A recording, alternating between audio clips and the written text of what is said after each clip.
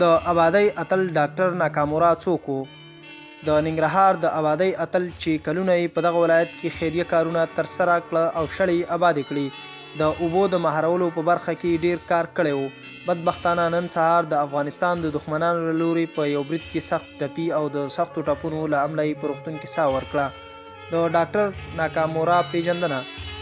ډاکټر ناکامورا چې د یو جاپان الاصله افغان و او په 1946 میلادي کال د سپټمبر په 15مه د جاپان په فوکوفوکا ښار کې زیږیدلی و او په 1983 کال کې د طبي پوهنتون څخه د فارغېدو وروسته یې د جاپان په بېلابېلو روغتونونو کې د طبي ډاکټر په توګه دنده ترسره کړې وه.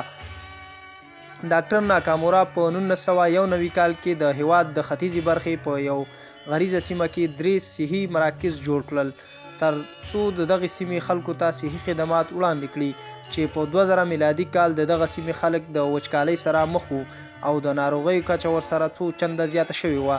نو ډاکټر ناکامورا په دې هڅه کې شو چې د ناروغیو د زیاتېدو پر علتونو ځان وپوهوي. نو بالاخره دې نتیجې ته ورسېده چې د اکثرو امراضو اصلي علت د دغه سیمې وچکالي او د اوبو کمښت دی.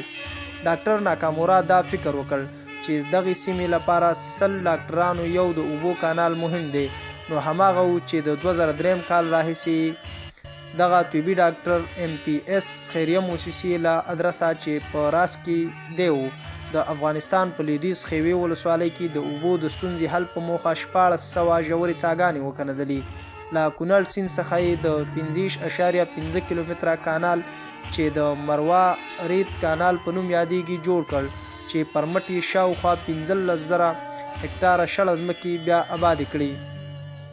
هغو خلکو ته چې له همدغه ځایونو د اوبو د کمښت له وجې نورو سیمو ته مهاجر شوي وو د بیرته راتګ او د کار زمینه مساعده کړه او خلک بیرته خپلو سیمو ته راوګرځېدل او دغه سیمه پرې آباده شوه.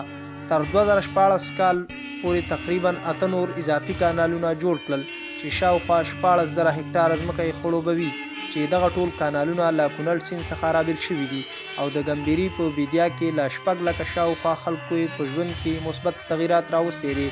او په دې سره ډاکټر ناکامورا دا خبره ثابته کړه چې د وسلې او ټانکونو ستونزه نه حل کوي. د کرهنې بیارغونه د افغانستان د بیارغونې اساس دی. ښاغلي ناکامورا د بېلابېلو فرهنګونو د پیژندنې او په نړیواله کچه د بنسټیزې همکارۍ له امله په 2014 کال کې جایزه ترلاسه کړه او په 2019 کال کې افغان ولسمشر لخوا په افغانستان کې د ترسره کړیو خدمتونو له امله یو مډال او د افغانستان افتخاري تابعیت ورکړل شو. بدبختانه ډاکټر ناکامورا نن سهار په جلال آباد کې برید وشو چې د هغه 15 ملګري پکې ووژل شول او هغه پکې ټپي شو چې وروسته یې په روغتون کې د سختو ټپونو له امله ساه ورکړه.